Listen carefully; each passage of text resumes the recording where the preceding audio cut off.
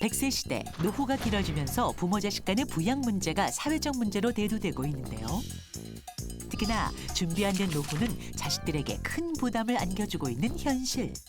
지금 먹고 죽을 돈도 없어. 나 못 버텨. 너희들 너무한다. 나 혼자의 부모야? 우리 모두의 부모님이야.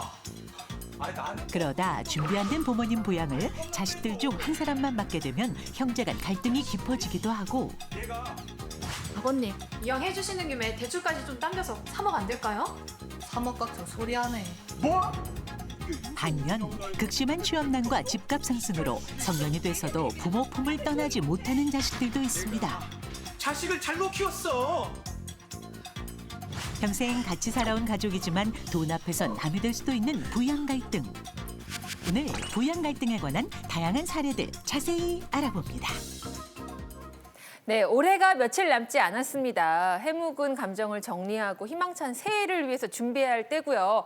또 1월 1일에 모이는 가족들도 있고 뭐 설에 모이는 가족들도 있잖아요. 가족들끼리 만났을 때 고민이 되는 게 요즘 부양 문제래요. 네. 이 부양 문제, 이런 갈등을 좀 현명하게 풀어보는 방법을 알아보려고 합니다. 네, 오늘 주제가 부양이어서 제가 미리 조사를 해봤습니다. 네. 부양의 의미가 무엇인지 기를 도울 부의 네. 기를 양. 오. 도울 부의 기를 양이어서 네, 기를. 부모가 자식을 기르고 자식은 부모를 도우면서 책임을 진다라는 의미더라고요. 아, 아나운서 같이 그냥 잘도 준비했네. 아, 이제야 조금 잘해주고. 아나운서던가요? 네. 네, 감사합니다. 네. 그래서 오늘 부양에 대해서 자세히 알아볼 텐데 이 부양의 의무가 법적으로도 명시가 되어 있죠, 변호사님? 네, 맞습니다. 민법에 규정이 있는데요. 민법 규정을 한번 보겠습니다. 974조에 있습니다. 서로 이제 여기 보면은 다음에 이제 명시하는 친족은 서로 부양의 의무가 있다 이렇게 규정이 되어 있는데요. 네. 그러니까 이랑 직계 혈족 및 그 배우자 간, 이양 기타 친족 간에도 있는데 괄호 열고가 중요합니다. 생계를 같이 하는 경우, 그러니까 친족이라고 무조건 있는 것은 아니고요. 생계를 같이 하는 경우에 서로 부양의 의무가 있습니다.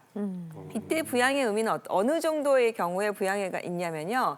그 부양을 받아야 될 사람을 피부양자라고 하는데 피부양자가 자력으로 할 수 없게, 그러니까 자녀의 경우에도 자녀가 일상적으로 잘 살아갈 수 있으면 부모가 자녀에 대해서 부양이 없는데 자녀가 자력으로 생활할 수 없을 경우, 그러니까 대학생 정도 되면은 네. 부양에, 그러니까 뭐 장학금 같은 거 없이는 본인이 등록금을 마련할 수 없잖아요. 그래서 이럴 경우에는 부양 의무가 부모가 있다 이렇게 볼 수 있을 것 같습니다. 그래서 부양이라고 하는 건요, 혼자 살아갈 능력이 없다면 이 민법 규정에 해당되는 사람에 대해서는 서로 부양의 의무가 있습니다. 네, 일단 뭐 부모, 자식, 배우자, 조부모 이렇게 생각해놓고 볼 때 다 각자의 처지가 있고 입장이 있으니까 네. 책임의 비율이 똑같지는 않을 것 같은데요. 우리 이제 민법에는 1차적 부양, 뭐 2차적 부양 뭐 이렇게 나누기도 하는데 쉽게 말씀드리면은 예전에 이런 말씀이 있었잖아요. 콩 한 쪽도 나눠 먹는 사이다. 네. 우리 가족 간에 그걸 1차적 부양이라고 보면 돼. 예를 들어서 부부 간에 아무리 본인이 힘들어도 다른 사람이 아프거나 그랬을 땐 반드시 부양을 해야 되잖아요. 네.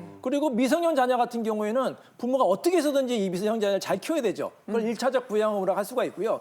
2차적 부양 의무 같은 경우에는 성년 자녀 같은 경우에 이런 성년 자녀가 좀 아프다든지 그러면 이 성년 자녀를 또 부양해야 되고 또 반대로 성년 자녀가 연로한 부모님을 모신다. 이게 이제 2차적 부양 의무인데 2차적 부양 의무는 좀 여유가 있을 때 하는 게 2차적 부양 의무라고 할 수가 있겠습니다. 그래서 변호사님께서 깜짝 퀴즈를 또 준비해 주셨죠. 네, 여기서 응용 문제 나가는데요. 네. 이런 일이 있었어요. 이제 어떤 아들이 이제 결혼을 했는데 아들이 이제 사고로 크게 다친 거예요. 그래서 식물인간이 돼가지고 치료비하고 이제 간병비가 많이 나왔거든요. 자, 이 경우에 1차적 부양 의무는 부부 아내일까요? 아니면 부모일까요? 당연히 아내에게 있죠. 예. 근데 제가 볼 때는 이제 부부 금술이 좋으면 아내, 예. 누나처럼 이렇게 남편이 맨날 다치길 바라고 이런 건 에이. 도비가 올 수도 있어요. 에이. 그럴 때는 부모님이 좀 케어해 준 게 더 좋죠. 아유, 자꾸 제가 남편이랑 사이가 안 좋다고 하는데 이게 결혼을 안 해서 그래. 이게 사실 제가 방송에서는 이래도 우리가요, 고운 정보다는 미운 정이 더 많이 들어서 얼마나 우리가 정이 넘치는 부분인지 몰라요. 그래서 사이가 좋든 나쁘든 어쨌든 부부이기 때문에 아내가 줘야 된다고 저는 생각합니다. 일단 제 정리 하나만 할게요. 우리 이승현 아나운서, 양상국 씨가 그 무엇이든 물어보세요. 시청률 향상을 위해서 저렇게 몸을 던져 희생을 해주는데 사이 좋습니다. 이건 그래요? 정리하고. 보셨어요? 아이 좋아요. 아이 봤다니까요. 그래요? 왜 그러세요? 이상한 사랑해. 어머니 잘 살고 있어. 그래요? 언니랑 예, 손잡고 걸어가는 거 봤어요. KBS 앞에서. 다른 분을 만나 내가. 네, 일단 어쨌든, 네. 답변 들어야죠. 네. 이제 우리가 가족이 아프면 당연히 이제 그 가족이 아프면 이제 간병도 하고 치료비도 부담하는 게 당연히 인지상정인데 또 모든 경우가 다 그렇진 않더라고요. 그래서 뭐 예를 들어서 뭐 부부 사이에도 부부가 아프면은 떠나는 사람도 있어. 심지어는 뭐 이혼해달라는 사람도 있고 정말 너무 안타까운데 실제로 이런 사건이 있었거든요. 이제 아들이 결혼을 했는데 이 아들이 사고로 식물인간이 됐어요. 네. 근데 이제 아내가 처음에는 이제 좀 병원에 잘 오다가 이제 아내도 지쳤나 봐요. 병원도 안 오고 치료비도 부담 안 했습니다. 자, 그럼 누가 냈느냐? 이 어머니가 또 아들이니까 안타까워가지고 이제 간병도 열심히 하고 치료비하고 간병비를 부담했는데 어마어마하게 금액이 많이 나온 거예요. 예를 들어서 치료비 같은 경우 6,500만 원 정도가 나왔고 간병비만 해도 9,800만 원 나와서 총 치료비하고 간병비가 1억 6천만 원 정도가 나온 거예요. 그러니까 이거 부모님이 다 부담하니까 부모님이 이게 좀 너무 억울하다 해서 며느리를 상대로 이제 소송을 했거든요.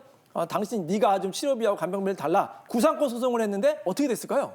어떻게 됐을까요? 이 경우에 이겼어요. 1심, 2심 대법원에서 이제 좀 다 달랐는데 대법원에서는 결국에는 부부가 일차적인 책임자다. 며느리가 이제 책임이 있다고 해서 이 시어머니 손을 들어준 그런 사건이 있었습니다. 아내에게 일차적 부양 의무가 있는 거군요. 맞습니다. 네. 생각해보면 부양 의무라는 게 가족 간에 마땅히 지켜야 할 도리라고 우리가 알고 있지만 최근에 이제 경제적으로 좀 어렵다 보니까 여러 가지 좀 이유로 부양을 하지 못하고 소송으로 가는 경우가 좀 많다고 들었어요, 변호사님. 네. 우리 이제 아까 이인철 변호사님이 1차 부양의 의무, 2차 부양의 의무 이렇게 설명해 주셨잖아요. 그러니까 쉽게 얘기하면 이겁니다. 부모가 자식을 기르는 거는요. 내가 굶어 죽어도 자식은 길러야 돼요. 이 1차적 부양 의무인데 부모님의 마음은 이런데 내가 이렇게 열심히 길렀으니까 30년 길렀으니까 그럼 우리 자식도 나를 돌봐주겠지라고 하는데요. 자식의 마음은 그렇지 않습니다. 네. 요즘같이 불황시대에 내가 힘들면 내가 먼저 먹고 살아야지. 그리고 자녀는요. 또 결혼을 하면 자기 자녀가 또 있죠. 손주들이 있잖아요. 이게 1차 부양 의무예요. 근데 자식이 부모님한테 가는 건 2차 부양 의무거든요. 그러다 보니까 부모님은 내 노후를 돌봐주겠지라고 하는데 자녀는 부모님의 노후는 알아서 준비하셨겠지. 그다음에 내가 더 급한 이 손주 손녀들을 키워야 되는데 이렇게 하다 보니까 이게 동상이몽이 심해지면 소송까지 가게 되는 게 많아서 정말 씁쓸한 내용인데 부양료 관련한 소송이 늘어나고 있다고 합니다. 네. 그런데 이제 부모 부양 문제만 대두되는 게 아니에요. 세상이 참 많이 변했다는 걸 느낄 수 있는 게 네. 요즘 5, 60대가요. 경기가 워낙 사회가 안 좋다 보니까 네. 자녀 부양 때문에 노후가 휘청인다. 이런 얘기들이 나오고 있더라고요. 모든 세대가 다 할 말은 많고 억울할 수 네. 있겠지만 제가 보기에 50, 60 세대 이제 50, 60 세대 이제 다 되시잖아요. 50, 60 세대가 제 어떻게 보면 좀 아직 멀었어. 너무 안 됐고 좀 힘든 것 같아요. 왜냐하면은 이 50, 60 세대가 낀 세대라고 해서 부모도 부양해야 되죠. 또 자녀도 부양해야 되죠. 맞아요. 셀프 부양해야 되니까 삼중 부양을 해야 되거든요. 얼마나 힘들겠어요. 실제로 이제 조사를 해봤는데 이제 2023년 보건복지부 조사에 견수는 50대 약 70%가 부모를 부양한다고 하고요. 또 이제 성인 자녀, 이 부모가 약 80% 정도가 성인 자녀를 또 부양한다는 2024년 통계청 조사에도 있거든요. 그만큼 50, 60 세대가 정말로 힘든 세대인 것 같습니다.